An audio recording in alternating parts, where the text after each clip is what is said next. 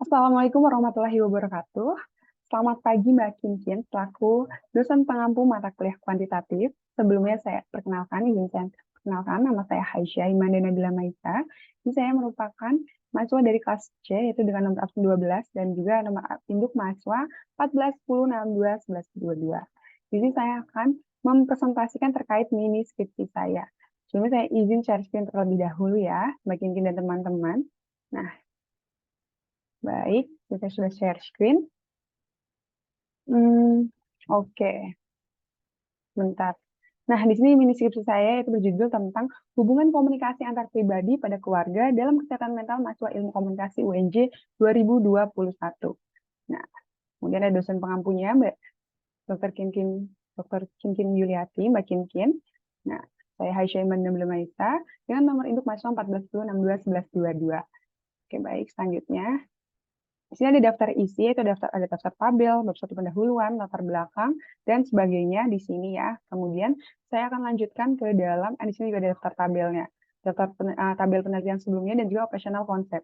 Lanjut masuk ke pendahuluan ya, bab 1. Nah, di sini ada latar belakang ya, teman-teman semua. Di sini ada latar belakangnya, yaitu manusia merupakan makhluk sosial yang tidak dapat hidup sendiri dan membutuhkan bantuan manusia yang lain. Dalam proses bersosialisasi ini, manusia melakukan interaksi untuk memenuhi kebutuhannya.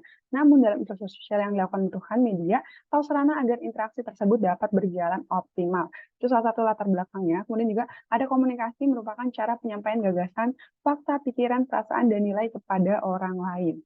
Komunikasi adalah jembatan arti di antara orang-orang sehingga mereka dapat berbagi hal-hal yang mereka rasakan dan juga diketahui. Lanjut, ada juga komunikasi antar pribadi dan juga dalam komunikasi antar pribadi terdapat 3 perspektif yang membahas mengenai karakteristik komunikasi interpersonal yang efektif, yaitu ada 3. Yang pertama perspektif humanistik, kemudian perspektif pragmatis, dan juga perspektif pergaulan sosial ya teman-teman. Lanjut, ada yang namanya kesehatan mental. Masuk ke dalam kesehatan mental yaitu adalah kesanggupan seseorang dalam menyesuaikan diri. Menyesuaikan diri dengan diri sendiri, dengan orang lain, dengan masyarakat, dan dengan lingkungan tempat tinggal. Nah, jika individu sanggup untuk menyesuaikan diri, maka individu tersebut bisa merasakan kepuasan hidup dan terhindar dari kecemasan. Nah, kegelisahan dan ketidakpuasan ya, seperti itu. Lanjut juga ada yang namanya, menurut WHO, bentar ya teman-teman, ada menurut WHO juga, kecemasan ini tuh ada masa pandemi COVID menimbulkan stres berupa kecemasan, perubahan pola hidup, mengalami kesulitan, memperparah keadaan fisik, dan lain-lainnya. Saya lanjut. Nah, dari permasalahan yang dijabarkan tadi di atas ya, tersebut itu, maka penulisnya ingin melakukan penelitian dengan judul Hubungan Komunikasi Antar Pribadi pada Keluarga dalam Kesehatan Mental Mahasiswa Ilmu Komunikasi UNJ 2021. Lanjut, di sini ada perumusan masalahnya, teman-teman.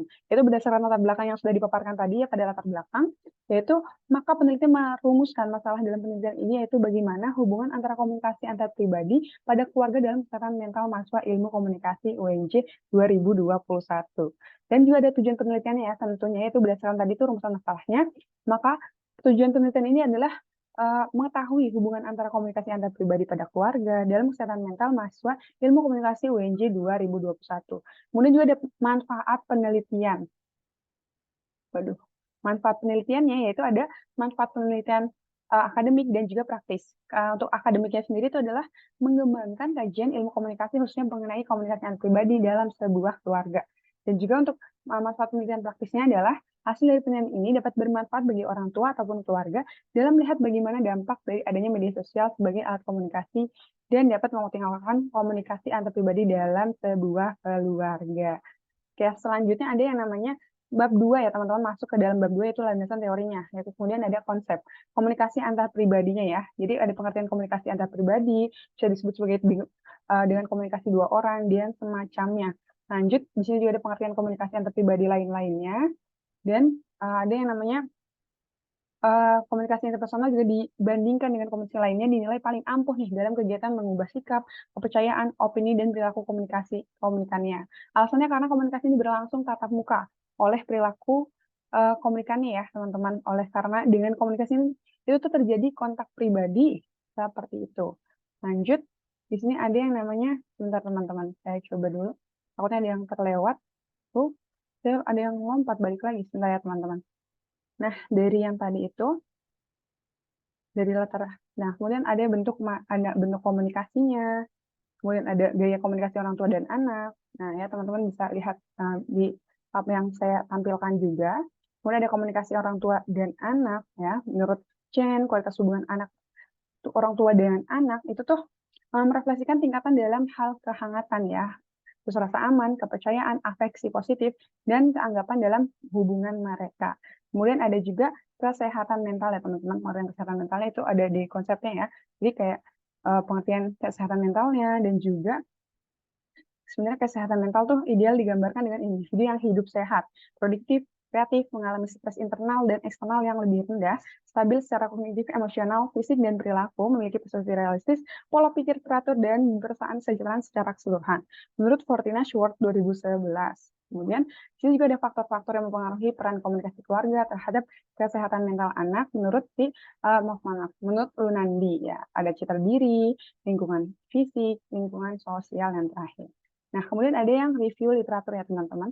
Review literatur itu dimanfaatkan dengan tujuan memudahkan dalam menentukan sebuah topik yang akan dibahas dalam penelitian layak untuk dipelajari dan ya, memberikan wawasan mengenai batas ruang lingkup ataupun Creswell. Nah, dari Creswell maksudnya di tahun 2018. Nah, sebelum melakukan penelitian terkait hubungan komunikasi antar pribadi pada keluarga dalam kesehatan mental mahasiswa ilmu komunikasi yang di 2021, nah, peneliti menyusun dulu kajian yang namanya kajian literatur ya terlebih dahulu. Nah, beberapanya tuh ada seperti ini untuk langsung aja masuk ke dalam yang namanya review literaturnya teman-teman, ya, yaitu ada penelitian sebelumnya. Nah, di sini saya ada 10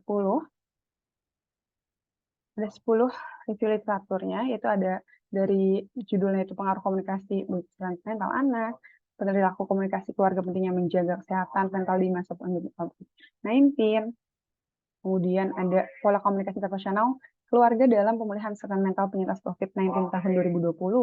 Kemudian ada pola komunikasi keluarga terhadap kesehatan mental anak di tengah pandemi COVID-19.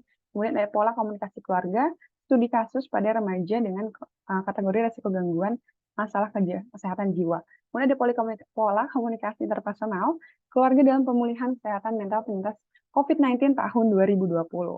Dan juga ada lagi komunikasi antar pribadi orang tua dengan anak yang sadar dengan kesehatan mental.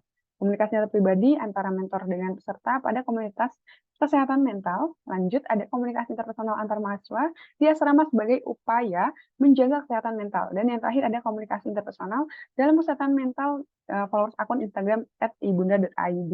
Nah, itu teman-teman terkait review literaturnya. Lanjut ke variabel X, ya, di 2.3 yaitu ada variabel X, variabel bebas atau variabel independen, yaitu variabel yang mempengaruhi atau yang menjadikan terjadinya sebuah sebab perubahan variabel dependen atau variabel Y yang menjadi masalah dalam penelitian ini. Nah, dalam penelitian ini tuh variabel yang dimaksud adalah komunikasi antar pribadinya, ya teman-teman. Nah, lanjut ada 2.4 ya, itu ada variabel Y-nya. Nah, variabel itu disebut sebagai variabel terikat ya ataupun dependen.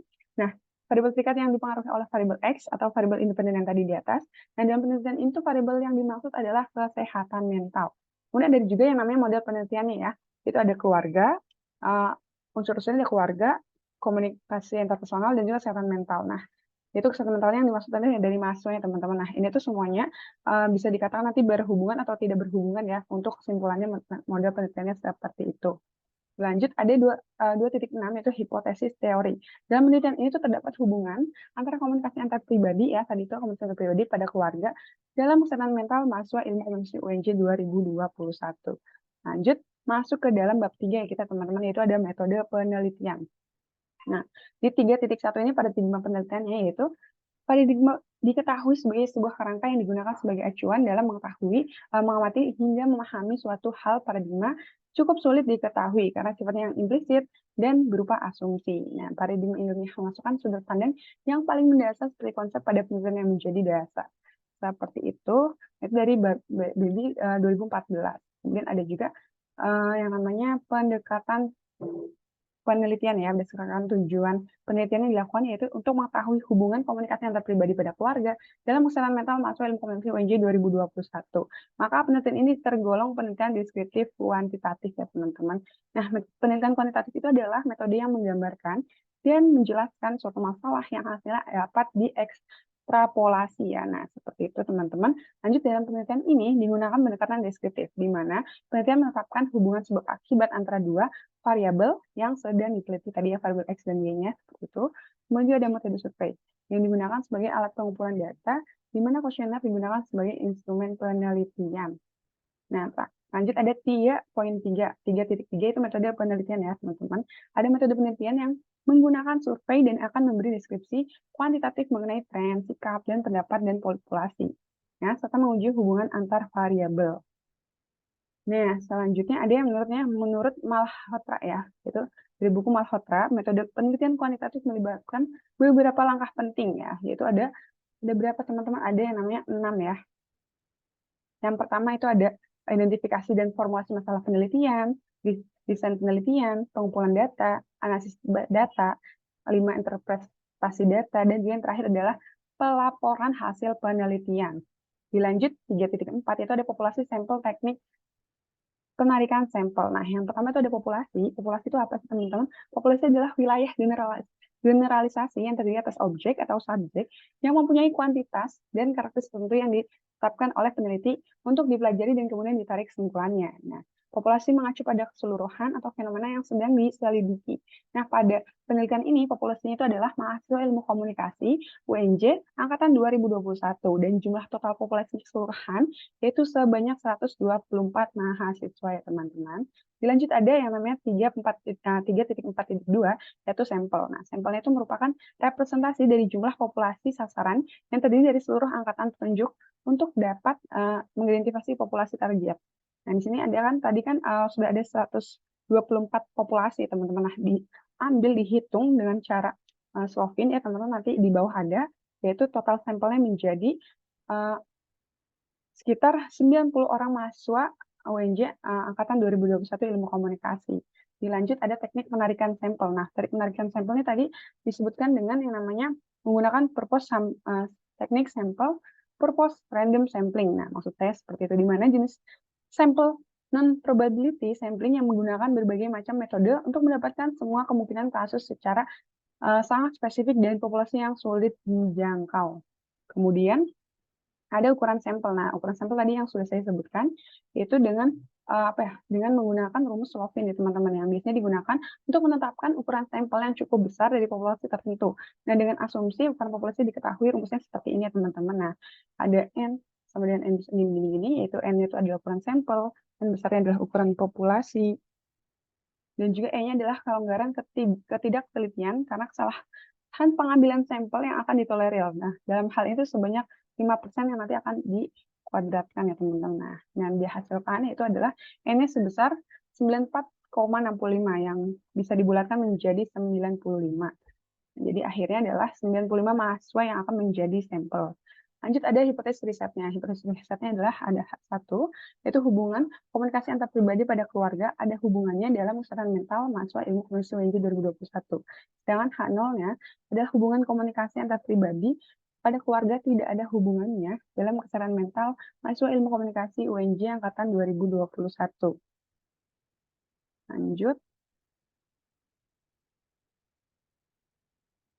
Lanjut ada yang namanya hipotesis statistik. Nah, hipotesis statistik itu adalah dugaan sementara dari sampel yang diteliti oleh peneliti. Apakah dengan sampel yang ada dapat mewakili keseluruhan populasi atau tidak? Nah, pada penelitian ini hipotesis statistiknya adalah itu ada H1 dan H0 ya teman-teman. H1-nya adalah terdapat hubungan komunikasi antar pribadi pada keluarga dalam kesehatan mental mahasiswa ilmu komunikasi UNJ 2021. Kemudian H0 ya tidak terdapat hubungan komunikasi antar pribadi pada keluarga dalam kesehatan mental mahasiswa ilmu komunikasi UNJ 2021. Nah, ini ada metode pengumpulan datanya. Nah, metode pengumpulan datanya adalah mengacu pada teknik yang dapat digunakan oleh peneliti untuk mengumpulkan data. Nah, pada penelitian ini menggunakan yang namanya kuesioner ya teman-teman, kuesioner. Nah, kuesioner pilihan peneliti adalah kuesioner terbuka yang memungkinkan responden untuk menjawab pertanyaan secara bebas tanpa pemberian alternatif jawaban oleh peneliti.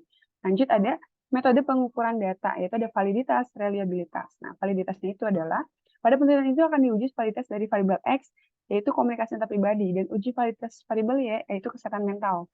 Nah, peneliti melakukan pengujian terhadap kedua variabel dengan menggunakan perangkat SPSS ya teman-teman, ataupun dengan TMO, serta uji Ballarat. Nah, hasil dari pengujian ini akan menunjukkan validitas data kedua variabel jika nilai KMO melebihi 0,5. Sedangkan untuk reliabilitasnya, yaitu reliabilitas dalam penelitian ini diuji dengan menggunakan rumus Cronbach alpha. Dalam menguji reliabilitas ini yang dilakukan pada item-item yang dianggap layak untuk digunakan dalam penelitian.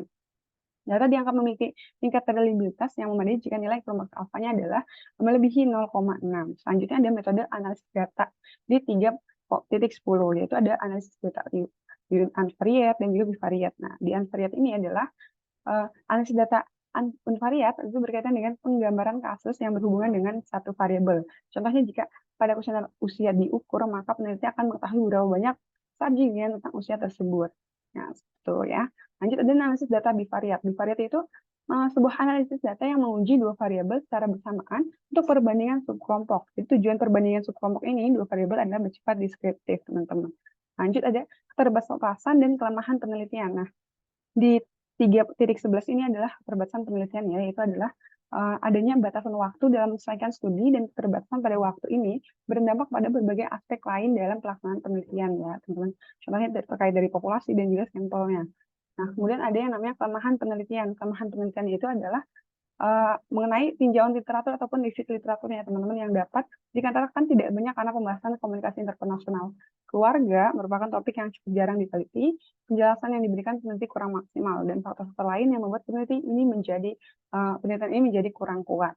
Kemudian ada yang namanya definisi operasional. Definisi operasional yaitu ada yang merupakan suatu yang didefinisikan menggunakan bahasa tertentu atau konseptual, sehingga penelitian berkesempatan untuk memaparkan istilah dalam penelitian agar lebih spesifik.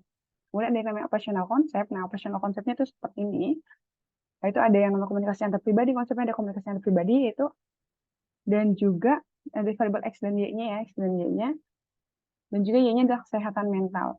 Nah, teman-teman bisa lihat di sini, itu ada dimensinya intensitas, kedekatan, dan juga keterbukaan. Kemudian untuk kesehatan mentalnya ada mental, sosial, emosional, dan lain-lain seperti yang terlihat di tabel ya teman-teman.